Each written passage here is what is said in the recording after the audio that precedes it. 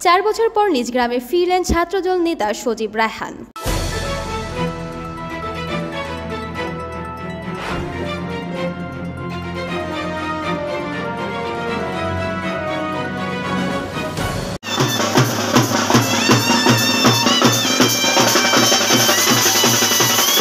দীর্ঘ 4 বছর পর নেতাকর্মীদের সঙ্গে করে নিজ গ্রামের বাড়িতে ফিরছেন জাতীয়তাবাদী ছাত্রদলের ঢাকা জেলার সাবেক সদস্য সচিব মোহাম্মদ সজীব রায়হান। শুক্রবার 16 আগস্ট নেতাকর্মীদের সঙ্গে প্রায় 4 শতাধিক প্রাইভেট কার ও মোটরসাইকেলের লম্বা বহন নিয়ে রাজধানীর বাসা থেকে গাবতলী হয়ে ঢাকা আরিচা মহাসড়ক দিয়ে সজীব রায়হান ঢাকা জেলার সাভার পৌরসভার 2 নং ওয়ার্ডের কোটাবাড়ি গ্রামে বাড়িতে যান। মোহাম্মদ সজীব রায়হান জানান, বিভিন্ন রাজনৈতিক মামলায় জর্জরিত থাকার কারণে দীর্ঘ 4 বছর তিনি বাড়িতে ফিরতে পারেননি। বিগত বছরগুলোতে তার মা গুরুতর অসুস্থ হওয়া সত্ত্বেও স্থানীয় আওয়ামী লীগ ও পুলিশের প্রশাসনের বাধায় দেখতে আসতে পারেননি। এ সময় সজীব রায়হান নিজ গ্রামে ফেরার খবরে স্থানীয় বিএনপি ও অঙ্গ সংগঠনের শত শত নেতাকর্মী ও সাধারণ মানুষ তাকে দেখতে ছুটে আসেন এবং ফুলের শুভেচ্ছা জানান। নেতাকর্মীরা তাকে স্লোগানে ফুলের মালা দিয়ে বরণ করে নেন। সজীব রায়হান জানান, বহুবার গ্রামের বাড়িতে যাওয়ার চেষ্টা করলেও যেতে পারেননি। এক পর্যায়ে আওয়ামী লীগের সরকারের পদত্যাগের দাবিতে 2022 সাল থেকে এক দফা দাবিতে বিএনপি আন্দোলন শুরু করলে তার গ্রামের বাড়িতে ফেরা আরও অনিশ্চিত হয়ে পড়ে। ফলে তিনি ঢাকা থেকে বিভিন্ন কর্মসূচি সক্রিয়ভাবে অংশগ্রহণ করেন। সর্বশেষ গত 5ই আগস্ট শেখ হাসিনা ও তার সরকারের পতন ঘটলে তিনি সহযোদ্ধাদের নিয়ে বাড়িতে ফেরেন বলে জানান তিনি। এর আগে কোটা সংস্কার আন্দোলন ও সরকার পতনের এক দফা আন্দোলনে ব্যাপক ভূমিকা রাখেন তিনি।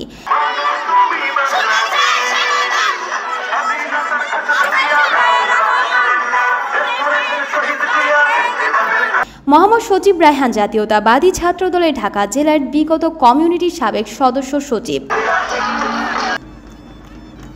জানা যায় 2021 সালে 28শে ফেব্রুয়ারি ডিজিটাল নিরাপত্তা আইনের মামলা থেকে মোস্তাকের মৃত্যু ও সাবেক রাষ্ট্রপতি জিয়াউর রহমানের খেতাব বাতিল সিদ্ধান্তের প্রতিবাদে জাতীয় প্রেস ক্লাবের সামনে এক সমাবেশ করে ছাত্রদল। সমাবেশের এক পর্যায়ে পুলিশের সঙ্গে ছাত্রদলের সংঘর্ষ বাধে। এ সময় ছাত্রদল নেতা সজীব রায়হান পুলিশের ওপর লম্বা বাঁশ নিয়ে আক্রমণ করে।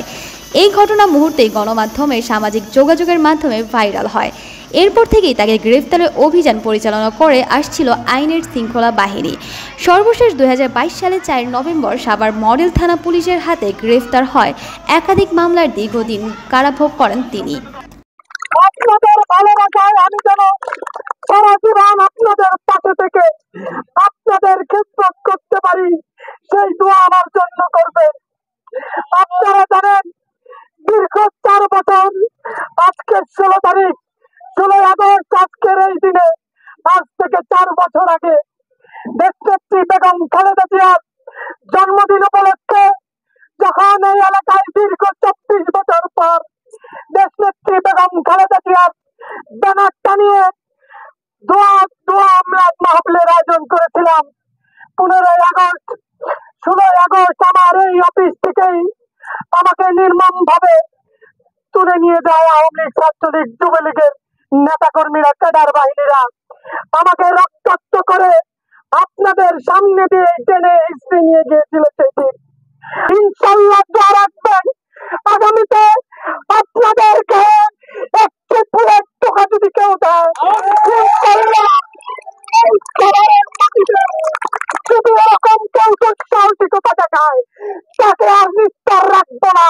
আমরা 71-এর স্বাধীনতা দেখি নেই, কিন্তু এই 24-এর যে স্বাধীনতা, এই ছাত্র সমাজ সহ আমরা জাতীয়তাবাদী ছাত্রদল রাজপথে থেকে রক্ত দিয়ে রাজপথ জলাঞ্জলিত করে আমরা এই দেশকে পুনরায় স্বাধীন করেছি। এই সময় বিএনপির চেয়ারপারসন সাবেক প্রধানমন্ত্রী বেগম খালেদা জিয়ার রোগ মুক্তি ও বৈষম্য বিরোধী ছাত্র আন্দোলন শহীদদের রুহের মাগফিরাত কামনা করে দোয়া করা হয়। উল্লেখ্য, বিগত আওয়ামী লীগ সরকারের আমল বিএনপি ও অঙ্গ সংগঠন সহ বিরোধী দলের প্রায় লক্ষাধিক নেতাকর্মী দেশ ছেড়ে বিদেশে পাড়ি জমিয়েছেন। তাদের মধ্যে শীর্ষস্থানীয় নেতা রয়েছেন শতাধিক। এখন বাংলাদেশে শেখ হাসিনা সরকারের পতনের পর অনেকেই বিদেশ থেকে বাংলাদেশে ফিরেছেন বলে জানা গেছে। তাদের রুহের মাগফিরাতের জন্য আমরা সকলে দোয়া করি। আল্লাহ তাদেরকে আল্লাহ শহীদের মর্যাদা আপনি দান করবেন। আল্লাহ যে সমস্ত ভাই বোনেরা আল্লাহ দেশের জন্য প্রাণ দিয়েছে, আল্লাহ অনেকে হাসপাতালে আছে, সকলকে জন্য দোয়া করি। আল্লাহ যারা হাসপাতাল তাদেরকে সুস্থ দান করবেন। আল্লাহ যারা মৃত্যুবরণ করেছে তাদেরকে শহীদের মর্যাদা দান করে দেন।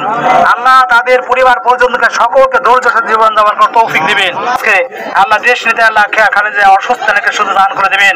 আল্লাহ দয়াল দেশ নায়ক তারেক রহমান আল্লাহ তাকে দীর্ঘ হায়াত করে দেবেন। আল্লাহ দেশে এসে আল্লাহ দেশ পুরে দেওয়ার তৌফিক দেবেন। আল্লাহ আজকে আমাদের সাথে আল্লাহ শহীদ সাহেব হাত বাড়িয়ে দিয়েছে, আল্লাহ শহীদ সাহেবকে আল্লাহ দীর্ঘ হায়াত করে দেবেন। আল্লাহ কোন রকম রাহাজানি কোনো চিন্তা না হয় সেই ব্যবস্থা করে দেবেন। আল্লাহ আমাদের সকলের সাথে মনের সাথে মুমিনের কাজ করার জন্য তৌফিক দিবেন। আল্লাহুম্মা রাব্বিরহামহুমা কামা রাব্বায়ানি সগীরা ওয়া কুর বিরহামহুমা কামা রাব্বায়ানি সগীরা। সুবহান রাব্বিকা রাব্বিল ইজ্জাতি আম্মা ইয়াসিফুন ওয়া সালামুন আলাল মুরসালিন ওয়া আলহামদুলিল্লাহি রাব্বিল আলামিন।